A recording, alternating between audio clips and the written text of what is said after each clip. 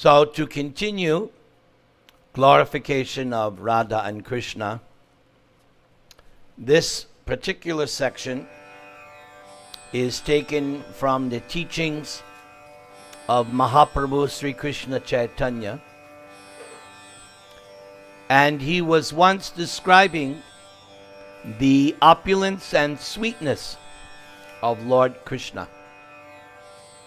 As it is described here, when Sri Chaitanya Mahaprabhu was describing the opulences and spiritual potencies of Krishna, there was an awakening of love within. His mind became immersed in the sweetness of conjugal love, and he quoted the following verse from Srimad Bhagavatam, that conjugal love, that was the special feature of the teachings of Lord Chaitanya. He was promulgating that there may be different rasas or relationships with Krishna, but he was emphasizing that above all the rasas, the topmost relationship that one can have with God, Krishna, is the mellow of madhurya, or conjugal ras. Very revolutionary concept. And the epitome, the topmost, the crown jewel nature of this madhurya ras, Radha Krishna. So Lord Chaitanya is teaching one of his disciples to exhibit the strength of his own spiritual potency. Lord Krishna manifested a form just suitable for his pastimes in the material world. So he's talking about when Krishna appeared on earth 5,000 years ago. This form was wonderful even for him, and it was the supreme abode of the wealth of good fortune. Its limbs were so beautiful that they increased the beauty of the ornaments worn on different parts of his body. In other words, we wear jewelry and ornaments to make ourselves look better. For Krishna, he makes the ornaments look better, because his form, his body, is already the ornament of ornaments. That is the specific nature of the unparalleled beauty of Krishna. Lord Krishna has many pastimes, of which his pastimes as a human being are the best, because in the Bhagavatam, Krishna comes as a fish, he comes as a tortoise, he comes as a boar, he comes as half man, half lion.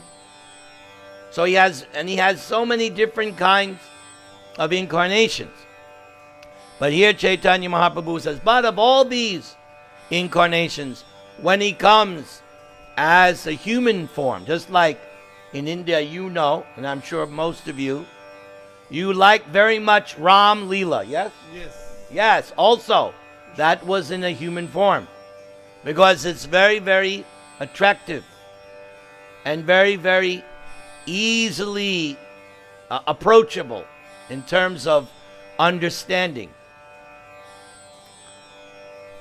His form as a human being is the supreme transcendental form. In this form, he is a what? What does Krishna come as? What form? Huh? Yes, but cowherd boy, right? Later on, he becomes a Kshatriya. But when he first appears and he goes to Gokul, he behaves as a cowherd boy.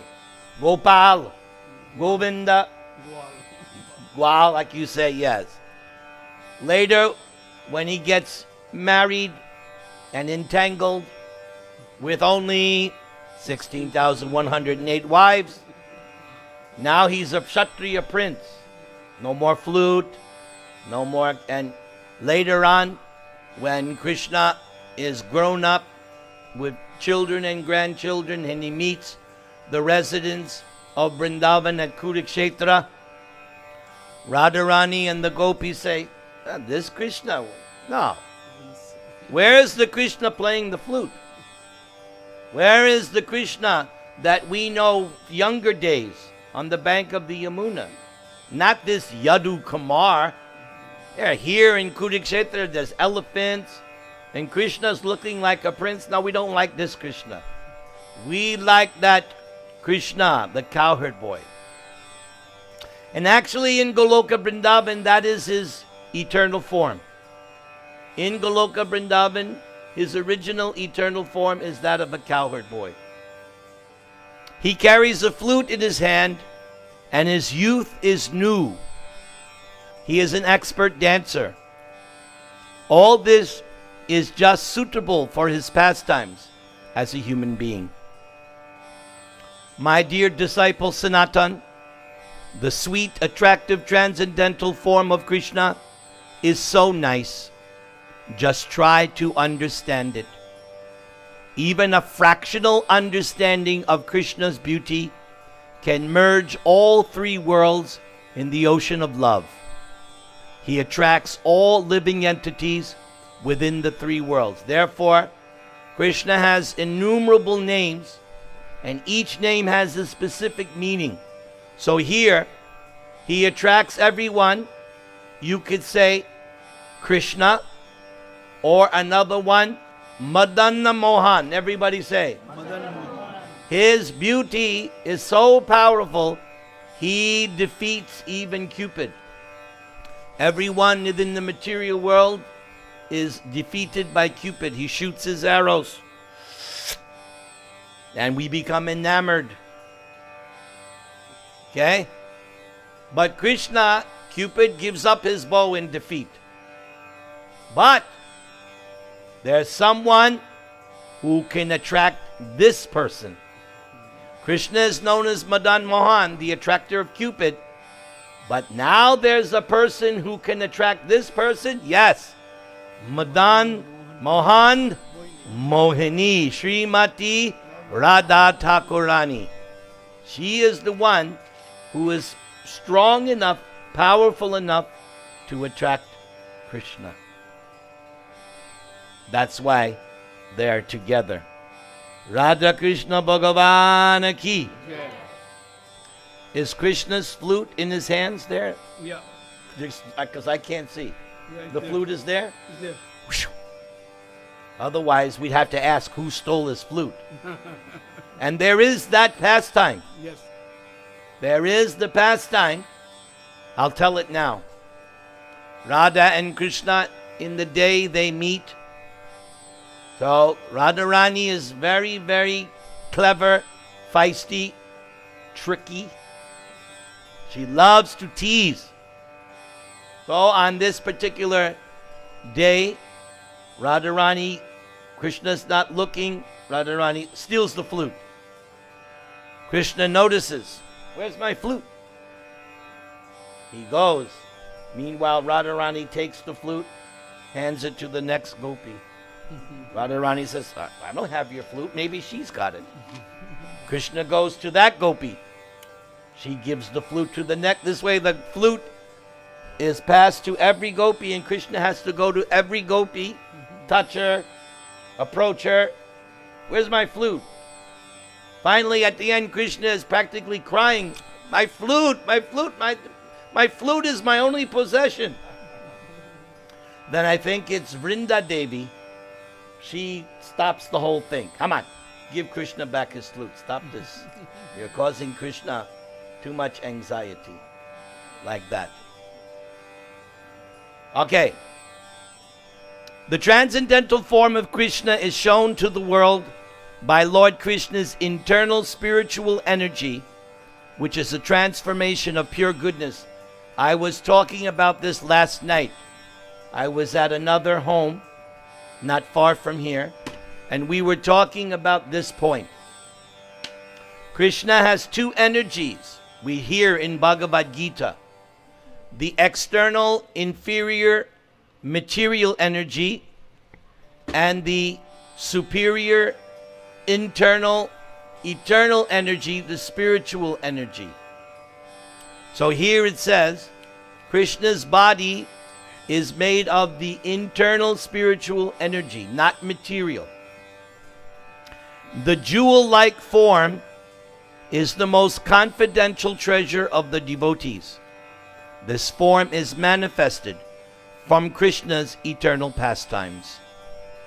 The wonderful form of Krishna in his personal feature is so great that it attracts even Krishna to taste his own association. Indeed, Krishna becomes very eager to taste it. So one time, Krishna was in Dwaraka and he saw a reflection of himself and he tried to embrace it. Why? Because there's no more beautiful form than Krishna. Don't think that Krishna is a narcissist. No. It just so happens his form is the most attractive. There's another description. Just like all of us, because we are spiritual practitioners, when we get up in the morning, we do some sadhana, right? Because we're spiritual. We get up in the morning, we take a bath, maybe we worship our deity, or we read Bhagavad Gita, or we chant on our mala. But I'm sure all of us in the morning when we get up, we're doing some kind of spiritual practice. Krishna's no different. When Krishna was residing in his 16,108 palaces, when the rooster would make its sound 2.5 hours or an hour and a half before sunrise, even though Krishna is being embraced by the goddess of fortune herself, Krishna gets out of bed and all the goddesses of fortune are cursing that rooster. Why did you wake up, my Krishna? Then Krishna gets up, washes his hands, feet, his mouth, and he begins his meditation. So when Krishna is meditating, who do you think he's meditating on? Himself, yes. Why? Because he's a narcissist? No, the reason is that meditation means you meditate on the absolute truth.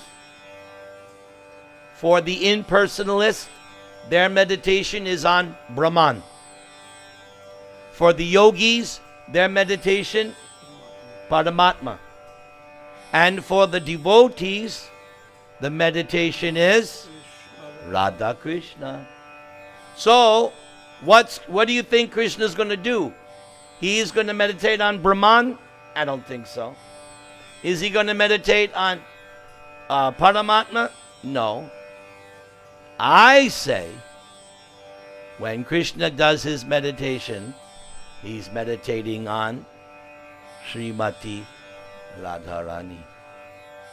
When I was in Santiago, Chile, back in March, one Hindu priest was preaching to his congregation that Lord Shiva is meditating on Krishna and Krishna meditates on Lord Shiva. So that question was brought to me. I said, I don't know about that. I would say that if Krishna is going to do meditation, he's going to meditate on Srimati Radharani. So that's how I was reposing the answer. So meditation means to meditate on the absolute truth. Therefore, we, as Krishna devotees, we meditate on Radha and Krishna. How do we meditate on Radha and Krishna? Very simple. The Maha Mantra. Hare Krishna, Krishna Krishna, Hare Hare, Hare Rama. Because that Hare, everybody say, Hare. That's Srimati Radharani. And then you have Krishna, the all-attractive, Rama. Everybody say Rama. Ram. the reservoir of all pleasure. So when Krishna saw his reflection, he tried to embrace it because it was so attractive. Ornaments caress his body, but the transcendental body of Krishna is so beautiful that it beautifies the ornaments he wears. Therefore, Krishna's body is said to be the ornament of ornaments. Enhancing the wonderful beauty of Krishna is his three-curved style of standing. I'm sure you've all seen how Krishna bends, three-curved, Tribhanga Lalita, something like that. Krishna's eyes dance and move obliquely, acting like arrows to pierce the minds of Srimati Radharani and the gopis. Yes. Maybe if we have time, I will read one early morning breakfast pastime. And in that pastime, while Krishna is eating breakfast, with his eyes, he looks at Radharani. Radharani is serving the breakfast, but she doesn't want to be discovered. But she too is looking back at Krishna with a glance. The beauty of Krishna's body is so attractive that it attracts not only the demigods and other living entities, but the personalities of the spiritual sky as well, including all of the Narayanas, who are expansions of Krishna's personality. The minds of the Narayans are thus attracted by the beauty of Krishna's body. Yes, when Krishna was in Dwaraka, Mahavishnu tried to come and see Krishna, but he was not allowed entrance into Dwaraka. Can you believe that? Mahavishnu could not enter Dwaraka. So Mahavishnu said, okay, if I can't go see Krishna, I'll make Krishna come see me. So what did Mahavishnu do? There was a Brahmin, and every time his wife gave birth, Mahavishnu would take the baby. This happened 9 times. On the 10th time, Arjuna promised, my dear Brahman, I will protect your 10th child. So the wife was about to give birth. He called for Arjuna. Interestingly enough, Arjuna took shelter of Lord Shiva and shot his arrows to protect. But as soon as the baby took birth, disappeared. And Arjuna had swore, if I cannot protect this 10th child, I will give up my life, I will enter the fire. So when this happened, Arjuna, who thinks he's invincible, right? Arjuna has all these weapons, invincible weapons that he's been given by the demigods. Weapons from Lord Shiva, weapons from Agni, weapons from Vayu, weapons from his father. Who's his father? Indra. He has all these special weapons. So he couldn't protect. So he's about to commit suicide. Meanwhile, Krishna is looking from his palace and he sees everything is going on. So even though Arjuna took shelter of Lord Shiva instead of Krishna, Krishna comes to Arjuna's rescue and says, no, don't commit suicide. I'll take care of you. See how nice Krishna is? Because Arjuna is his friend. Even though he got slighted, right? Arjuna should have taken shelter of Krishna. But Krishna does not want Arjuna to commit suicide. So, Krishna calls his chariot, special chariot, with 4 horses. Sugriva, Megapushpa, Balahaka, and Shaibya. Those are the 4 names of Krishna's transcendental horses. They go in their chariot, and they go through the whole universe. And when they reach the Brahma Jyoti, the horses freak out because it's this blinding light. The horses, they don't know. But Krishna uses his Sudarshan chakra. And it breaks through. Because Krishna knows where the babies are. And he goes to Mahavishnu. There are all 10 babies. So Mahavishnu now got his desire. Because all he wanted to do was see Krishna. So he had to do this to force Krishna's hand. So Mahavishnu was very happy to see Krishna and Arjuna. And Mahavishnu glorifies them, said, yes, you are present in earth as your form, in your form as the great sage Nara Narayan. They also appear in the Mahabharata, Nara Narayan. Arjuna is Nara, Krishna is Narayan. This is another form. Favoring the gopis, Krishna rides on the chariots of their minds, and just to receive loving service for them, he attracts their minds like Cupid. Therefore, he is called, it's right here, Madana Mohana. Everybody say, Madana Mohana. The attractor of Cupid. Cupid has 5 arrows representing form, taste, smell, sound, and touch. Krishna is the owner of these 5 arrows, and with his Cupid-like beauty, he conquers the minds of the gopis. So you can imagine, you're shot with 1 arrow, and maybe you can survive. But 5? You're not Bhishma. So if Cupid shoots his 5 arrows, you're done. So that woman comes along in your life, and she shoots her 5 arrows. And then you say, will you marry me? Here in America, I'm talking. That's what happens in America.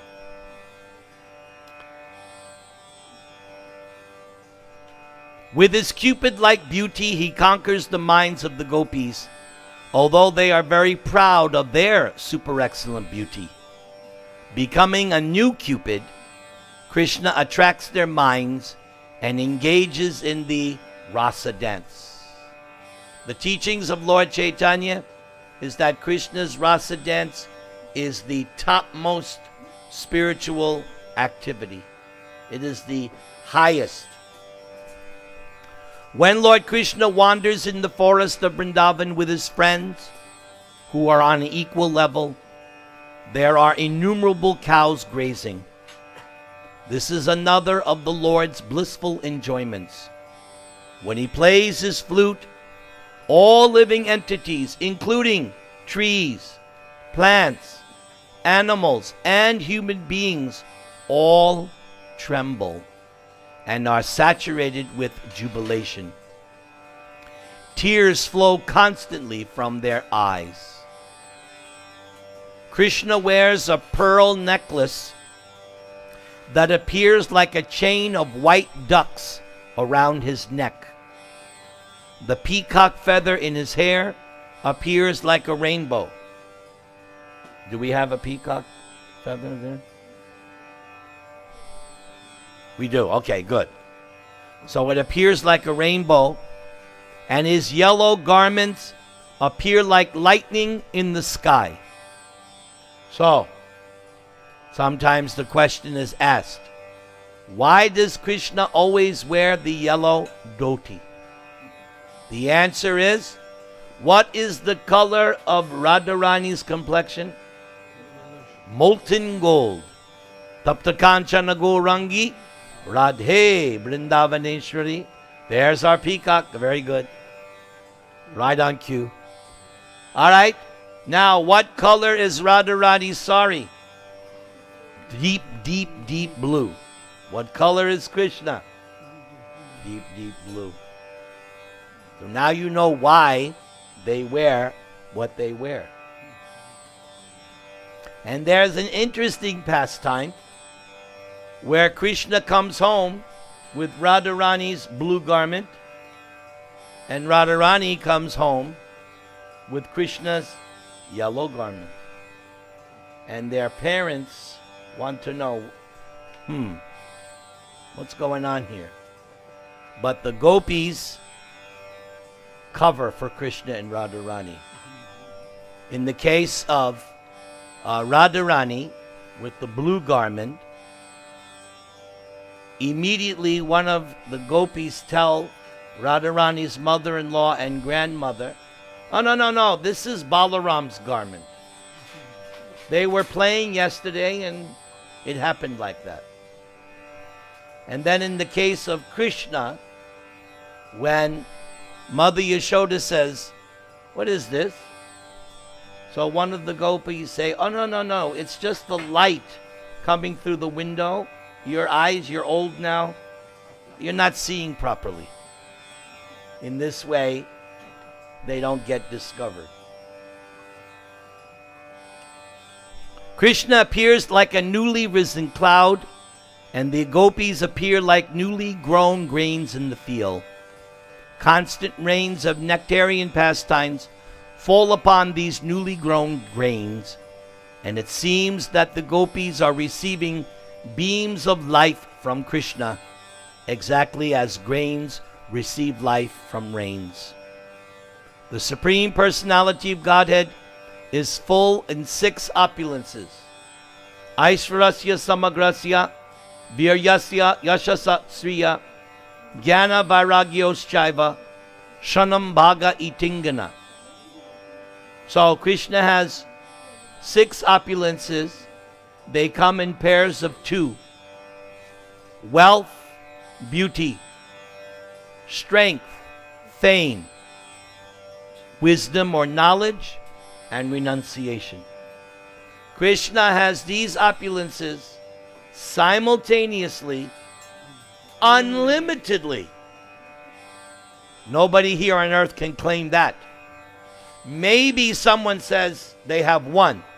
All right, maybe you've got 2. Maybe you got 3. Maybe you have 4. More than 4, I want to see that person.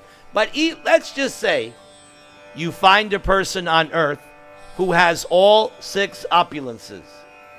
They will not be able to say that they have them unlimitedly. Ha ha ha. That's why Krishna is God. He has them all, but he has them unlimitedly. You all know you don't have unlimited wealth. You wish you did, especially in these hard economic times.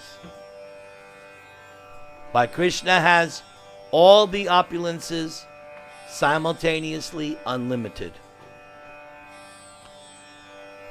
He has all 6 opulences, including his attractive beauty, which engages him in conjugal love with Radha and the gopis. Such sweetness is the quintessence of his qualities. Shukadeva Goswami, the son of Vyasadeva, has described these pastimes of Krishna throughout Srimad Bhagavatam. Hearing these descriptions, the devotees become mad with love of God. So yes, besides Bhagavad Gita, we should be hearing about the Srimad Bhagavatam and learn more and more and more about these 6 opulences of Krishna.